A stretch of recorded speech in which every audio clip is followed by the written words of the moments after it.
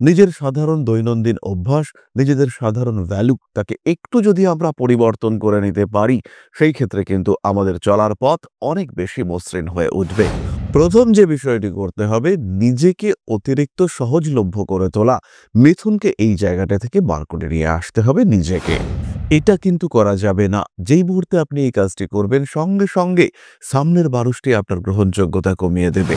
অপেক্ষা করুন, তাকে উপলব্ধি করতে দিন সেই মানুষটা যে সমস্যার মধ্যে রয়েছে। আপনার অভ্যাস, আপনি এরকমই সাহায্য করাই আপনার মানসিকতা।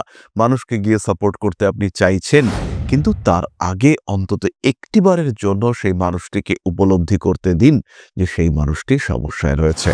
মিথুন স্বাভাবিকভাবেই অনেক উদার প্রকৃতির মানুষ, যথেষ্ট সহজ সরল মানুষ এবং তারা মানুষকে সাহায্য করতে ভালোবাসেন। কিন্তু উদারতা ভালো হলেও ইউজড হওয়া কিন্তু অতটা ভালো নয়। উদারতা প্রদর্শন করতে গিয়ে যদি আপনি ইউজড হয়ে পড়েন, যদি সেই কারণে আপনার ক্ষতি হয়, যদি আপনার পরিবার ডিস্টার্বড হয়, সেই ক্ষেত্রে অবশ্যই আপনাকে চিন্তাভাবনা করতে হবে। সেই ক্ষেত্রে অবশ্যই এই জায়গাটিতে একটি নিয়ন্ত্রণ নিয়ে আসার প্ল্যানিং, এটা আপনাকে করতে হবে। বছরের শুরু থেকেই কত টাকা সেভিংস করবেন, তার জন্য কোন মাসে কি পরিকল্পনা, কোন পথে হাঁটবেন, কোন দিকে যাবেন, এটা আপনাকে ঠিকঠাক করতে হবে। যতটা সম্ভব এই পরিকল্পনা মেনটেন করে আপনাকে চলবার চেষ্টা করতে হবে।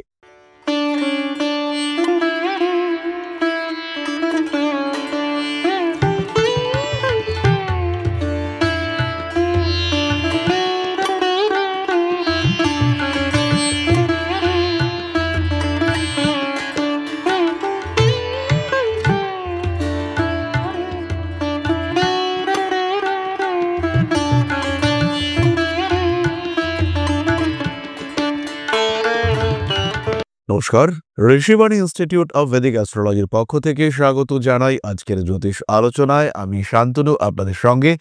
আলোচ্য বিষয় আবার 2025, 2023, 2024 আমরা বেশ কিছু পরিকল্পনা করেছি, বেশ কিছু রেজলিউশন নিয়েছি, কিন্তু তারপরেও 2025-এর প্রাককালে এসে আমাদের বহু মানুষের মধ্যে বহু ধরনের দুশ্চিন্তা রয়েছে।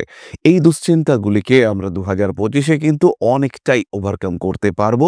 তার জন্য প্রয়োজন কতগুলি বিশেষ বিষয়ে সতর্কতা, কতগুলি বিশেষ নতুন কাজের দিকে খেয়াল রাখা।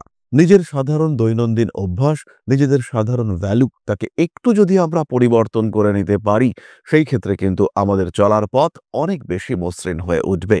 আজকে আমরা আলোচনা করব মিথুন রাশি সম্পর্কে। কালপুরুষের তৃতীয় রাশি, একটু ছেলে মানুষ, বুধের দ্বারা প্রভাবিত, কখনো কখনো ডিসিশন মেকিংয়ে একটু সমস্যা হয়, নিজেকে অনেক বেশি ডাউন টু আর্থ করে রাখতে পছন্দ করেন এই মিথুন রাশি বা লগ্নের মানুষরা। যে কোনো জায়গায় মানুষকে সাহায্য করা, মানুষকে হেল্প করা, তাদের পাশে গিয়ে দাঁড়ানো, এটাই কিন্তু মিথুনের অভ্যাস। এই মিথুন রাশি বা লগ্নের জাতকদের জন্য 2025 কেমনভাবে পরিকল্পনা করবেন, কোন কোন দিকে নিজেকে পরিবর্তন করবেন, একটু নজর রাখবেন নিজের অ্যাক্টিভিটির উপরে, সেই বিষয়গুলি নিয়েই আমাদের আজকের এই আলোচনা। 2024-এ মিথুন রাশি বা লগ্নের মানুষ তারা যেদিকে বেশ কিছুটা সমস্যার সম্মুখীন হয়েছিলেন, তার মধ্যে প্রধান ছিল ক্যারিয়ার এবং ছিল শিক্ষা। কখনো কখনো গৃহ সুখ, শান্তি ইত্যাদি বিষয়ে কিন্তু মিথুন বেশ চাপে ছিলেন। কিন্তু 2025 সালে আপনার সামনে সুযোগ অনেকটাই বাড়বে। নিজেকে একটু অভিব্যক্ত করে নিতে হবে, নিজের মধ্যে একটু অভিযোজন ঘটানোর চেষ্টা অবশ্যই আপনাকে করতে হবে। কি কি করতে পারেন মিথুন নিজেকে আর একটু বেটার লাইফ দেওয়ার জন্য, নিজেকে আর একটু বেশি ভালো রাখার জন্য, সেই বিষয়গুলি নিয়েই আমরা আলোচনা করব। প্রথম যে বিষয়টি করতে হবে, নিজেকে অতিরিক্ত সহজলভ্য করে তোলা। মিথুনকে এই জায়গাটা থেকে বার করে নিয়ে আসতে হবে নিজেকে। যখনই কোনো মানুষের সমস্যা হচ্ছে, যখনই কোনো মানুষ আপনার পাশে বিপদে পড়ছে, সমস্যায় রয়েছে, আপনি ঝাঁপিয়ে পড়ছেন, তাকে সাপোর্ট করছেন, সাজেশন দেওয়ার চেষ্টা করছেন, কিন্তু এবার থেকে একটু ওয়েট করতে হবে তার প্রয়োজন উপলব্ধি করবার জন্য। সেই মানুষটা যখন আপনার কাছে আসছেন, সেই মানুষটা এসে যখন সাহায্য চাইছেন, তখন আপনি সাহায্য করুন। অবশ্যই তাকে বিপদ থেকে বার করে নিয়ে আসুন, তার পাশে দাঁড়ান, কিন্তু কখনোই নিজেকে অতি সহজলভ্য করে তোলা যাবে না। আপনি বুঝতে পারছেন সামনের লোকটা ভুল করছে, সরাসরি এগিয়ে গিয়ে তাকে সাজেশন দিতে গেলেন যে ভাই তুমি এটা করছো, এটার রেজাল্ট কিন্তু নেগেটিভ হবে, তুমি কিন্তু সমস্যায় পড়তে পারো। এটা কিন্তু করা যাবে না। যেই মুহূর্তে আপনি এই কাজটি করবেন সঙ্গে সঙ্গে সামনের মানুষটি আপনার গ্রহণযোগ্যতা কমিয়ে দেবে। অপেক্ষা করুন, তাকে উপলব্ধি করতে দিন সেই মানুষটা যে সমস্যার মধ্যে রয়েছে। আপনার অভ্যাস, আপনি এরকমই সাহায্য করাই আপনার মানসিকতা। মানুষকে গিয়ে সাপোর্ট করতে আপনি চাইছেন, কিন্তু তার আগে অন্তত একটিবারের জন্য সেই মানুষটিকে উপলব্ধি করতে দিন যে সেই মানুষটি সমস্যায় রয়েছে। দ্বিতীয়ত, মিথুন রাশি বা লগ্নের মানুষরা রিলেশনশিপগুলিকে অত্যন্ত গুরুত্ব দিয়ে থাকেন। হতেই পারে অনেক দূরের রিলেশনশিপ, কিন্তু আপনার সঙ্গে ভীষণ ক্লোজ অবশ্যই হতে পারে। আবার এটাও হতে পারে ভীষণ কাছের রিলেশনশিপ, কিন্তু প্রতি মুহূর্তে আপনার ক্ষতি করার চিন্তা করছে। বছরের প্রথম মাস নতুন করে শুরু করা যেতেই পারে। যখনই আপনি আমার এই ভিডিওটি দেখছেন, কাগজ কলম নিয়ে বসে যান, সরাসরি নিজের জীবনে কারা ডিস্টার্ব ক্রিয়েট করছে তাদেরকে আইডেন্টিফাই করে ফেলুন। হতেই পারে যথেষ্ট কাছের মানুষ, হতেই পারে আপনার বেশ ভালোবাসার পাত্র, কিন্তু যদি তিনি আপনার ক্ষতি করবার চেষ্টা করে থাকেন, আপনি উপলব্ধি করতে পারেন, তাহলে সরাসরি তাকে নিজের জীবন থেকে দূরে সরিয়ে রাখার চেষ্টা করুন। স্ট্রিক্ট ডিসিশন নিতে হবে মিথুনকে। মিথুনের জন্য স্ট্রিক্ট ডিসিশন নেওয়া অত্যন্ত কঠিন, কিন্তু যদি 2025-এ আরেকটু বেটারমেন্ট চান, আরেকটু ভালো জায়গায় নিজেকে রাখতে চান, সরাসরি স্ট্রিক্ট ডিসিশন নেওয়া প্র্যাকটিস করুন। স্পেশালি আর্দ্রা নক্ষত্রের দ্বিতীয় চরণ, তৃতীয় চরণ, পুনর্বসু নক্ষত্রের মানুষজন, এরা কিন্তু এই ডিসিশন মেকিং এর প্রবলেমে ভীষণভাবে ভোগেন। এবং মিথুনের মন, মিথুনের মানসিকতা হলো সবাইকে নিয়ে চলবার। মিথুন একা চলতে পছন্দ করেন না, কিন্তু সবাইকে নিয়ে চলার পথে যদি বেশ কিছু মানুষ এমন চলে আসে যারা কন্টিনিউয়াসলি আপনাকে ডিস্টার্ব করছেন, তাহলে আপনার পথ থাকবে কিন্তু চলাটা আর হবে না। সবাই থাকলেও আপনার অগ্রগতি বাধাপ্রাপ্ত হবেই। সুতরাং যদি কোনো অপ্রয়োজনীয় বিষয় আপনার চলার পথে থাকে, তাকে অপসারণ করা, তাকে বর্জন করা, এটাই কিন্তু আপনার জন্য উচিত এবং সঠিক। চতুর্থত, বছরের প্রায় অনেকটা সময় মিথুনের উপরে বৃহস্পতির অবস্থান থাকবে। এই সময় মিথুনের উদারতা বাড়তে দেখতে পাওয়া যাবে। মিথুন স্বাভাবিকভাবেই অনেক উদার প্রকৃতির মানুষ, যথেষ্ট সহজ সরল মানুষ, এবং তারা মানুষকে সাহায্য করতে ভালোবাসেন। কিন্তু উদারতা ভালো হলেও ইউজড হওয়া কিন্তু অতটা ভালো নয়। উদারতা প্রদর্শন করতে গিয়ে যদি আপনি ইউজড হয়ে পড়েন, যদি সেই কারণে আপনার ক্ষতি হয়, যদি আপনার পরিবার ডিস্টার্বড হয়, সেই ক্ষেত্রে অবশ্যই আপনাকে চিন্তাভাবনা করতে হবে। সেই ক্ষেত্রে অবশ্যই এই জায়গাটিতে একটি নিয়ন্ত্রণ নিয়ে আসার প্ল্যানিং, এটা আপনাকে করতে হবে। পঞ্চম বিষয়টি হলো প্রপার সেভিংস প্ল্যান এবং মানি ম্যানেজমেন্ট। বছরের শুরু থেকেই কত টাকা সেভিংস করবেন, তার জন্য কোন মাসে কি পরিকল্পনা, কোন পথে হাঁটবেন, কোন দিকে যাবেন, এটা আপনাকে ঠিকঠাক করতে হবে। যতটা সম্ভব এই পরিকল্পনা মেনটেন করে আপনাকে চলবার চেষ্টা করতে হবে। এগুলি ছাড়াও কতগুলি অত্যন্ত সহজ সরল টিপস রয়েছে যেগুলি মিথুনকে ভীষণ ভালো রাখবে, 2025টাকে বেশ সহজ সরল করে তুলতে পারবে। তার মধ্যে প্রথমটি হলো অন্তত 5টি ফলদায়ী বৃক্ষের চারা রোপণ করার চেষ্টা। এটা অবশ্যই করা উচিত মিথুনের ক্ষেত্রে। 5টির পরিবর্তে 14টি, 23টি বৃক্ষের চারাও রোপণ করা যেতে পারে, এবং এই কাজটি করলে আপনি কিন্তু ভালো থাকবেন। পারিপার্শ্বিক পরিস্থিতি অনেক সুন্দর হয়ে উঠবে, অনেক ভালো থাকার সুযোগ আপনার সামনে আসবে। দ্বিতীয় যে কাজটি করতে পারেন সেটি হলো গবাদি পশুর সেবা। গবাদি পশুকে খাওয়াতে হবে, এবং অবশ্যই যেটি খাওয়াবেন সেটি হচ্ছে কাঁচা ছোলার গাছ। তৃতীয়ত যে কাজটি করা যেতে পারে, 5টি বালককে কিছু শিক্ষা উপকরণ দান করা যেতে পারে, এবং এই শিক্ষা উপকরণের মধ্যে অবশ্যই কিন্তু পেন্সিল থাকবে, ইরেজার থাকবে। আর এই শিক্ষা উপকরণের মধ্যে একটি জিনিসকে অবশ্যই অ্যাভয়েড করতে হবে, সেটি হলো শার্পনার। অর্থাৎ কোনো ধারালো জিনিস সেটি কিন্তু আপনি এই দানের মধ্যে কখনোই রাখবেন না। পঞ্চমত, মিথুন যে কাজটি করতে পারেন সেটি হলো কোনো গর্ভবতী মহিলাকে শাল উপহার দিতে পারেন এই শীতকালের সময়। তাহলে 2025 সালকে আরেকটু বেটার করবার জন্য মিথুন যে কাজগুলি করতে পারেন, যে পরিকল্পনায় নিজের জীবনকে সাজাতে পারেন, সেগুলি আমরা আলোচনা করলাম। এরপরে আমরা চলে আসবো আলোচনার পরবর্তী পর্যায়ে। জ্যোতিষের মাধ্যমে আপনাদের প্রশ্নের উত্তর খুঁজে বার করবার চেষ্টায় আমি। তবে তার আগে ছোট্ট একটি বিষয় আপনাদের সঙ্গে শেয়ার করতে চাইব।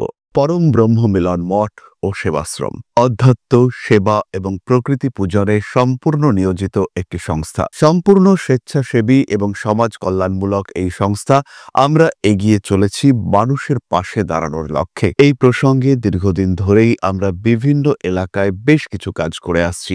আপনাদের সহযোগিতা, আপনাদের পাশে দাঁড়ানো, আপনাদের হাতে হাত মিলিয়ে এগিয়ে নিয়ে আসার চেষ্টা, আপনাদের সহযোগিতা, আপনাদের পাশে দাঁড়ানোর প্রয়াস, এই সমস্ত কিছুই আমাদেরকে এগিয়ে নিয়ে চলেছে। আমাদের পাথেয় হয়ে উঠেছে আপনাদের ভালোবাসা। বিগত বেশ কিছুদিন ধরেই আমরা বিভিন্ন অনগ্রসর এলাকায় কাজ করে চলেছি। কখনো আমরা শিশুদের মধ্যে শিক্ষা উপকরণ বিতরণ করেছি, কখনো আমরা পুজোর পোশাক বিতরণ করেছি, কখনো তাদের খাদ্যের ব্যবস্থা করেছি।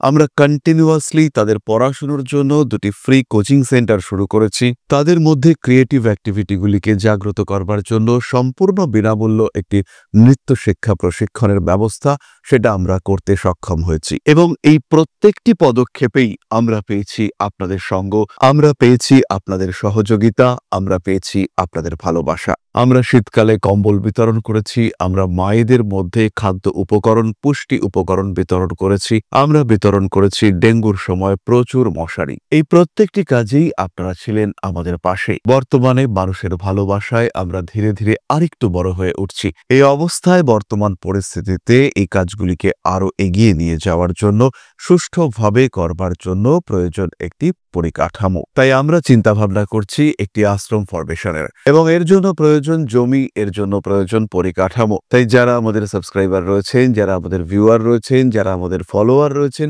যারা আমাদেরকে ভালোবাসেন, যারা আমাদের পাশে থাকেন, প্রত্যেকটি সহানুভূতিশীল মানুষের কাছে আমাদের অনুরোধ, সাধ্যমতো সামান্য পরিমাণে আপনারা এগিয়ে আসুন।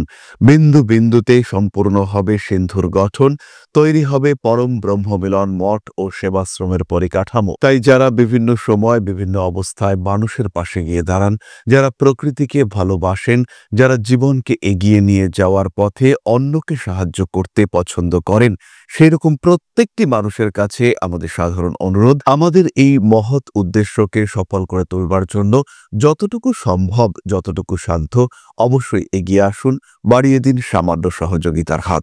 অধ্যাত্ম, সেবা এবং প্রকৃতি পূজনের এই মহান কর্মে, মহান ব্রতে ব্রতী হয়েছি আমরা। আমাদের সঙ্গে হাতে হাত মিলিয়ে আপনারাও যতটুকু সম্ভব এগিয়ে আসুন। সবার প্রচেষ্টায় এই বিরাট কর্মযজ্ঞ সাফল্যমণ্ডিত হবে। সবাইকে জানাই অগ্রিম ধন্যবাদ। আমরা জানি আপনাদের সহযোগিতা আমরা পাবো। বেশ কিছুদিন ধরেই বহু মানুষ আমাদেরকে সাহায্য করে চলেছেন, কারণ আমাদের ইন্ডিভিজুয়াল সামর্থ্য অতি ক্ষুদ্র, তার মাধ্যমে এই মহৎ কার্যগুলিকে সম্পূর্ণ করা সম্ভব নয়। তাই প্রত্যেকের ছোট্ট ছোট্ট সহযোগিতার হাত আমাদেরকে এগিয়ে নিয়ে চলেছে। আমরা এগিয়ে চলেছি সাফল্যের লক্ষ্যে। আপনাদের ভালোবাসা এভাবেই আমাদের পাশে থাক, আমরা সফল হবই। তাহলে আবার ফিরে আসা যাক মূল আলোচনা প্রসঙ্গে। প্রশ্ন করেছেন Indrani Bhattacharya, date of birth 14/6/1995, time 4:38 PM, Kolkata. Government job কি আছে, ম্যারেজ কবে হবে? ইন্দ্রাণীর জন্মকুণ্ডলিতে তোমার বৃশ্চিক লগ্ন এবং ধনুরাশি, দশমভাবে মঙ্গল অবস্থান করে রয়েছে এবং লগ্নপতি দশমে অবস্থান করবার কারণে চাকরির জায়গাটা অনেক স্ট্রং হয়েছে। আঘাতপ্রাপ্তির সম্ভাবনা মৃদু দেখতে পাওয়া যায়। মঙ্গলের অষ্টম দৃষ্টি শনিদেবের ওপরে পড়ার কারণে নিজেকে একটু সাবধানে রাখার চেষ্টা অবশ্যই তোমায় করতে হবে। 2025 এন্ড থেকে 2027 চাকরি প্রাপ্তির সম্ভাবনা অনেকটাই বেশি।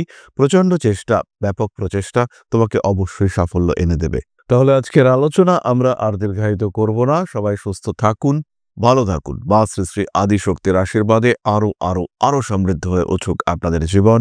জয় মা আদিশক্তি। নমস্কার।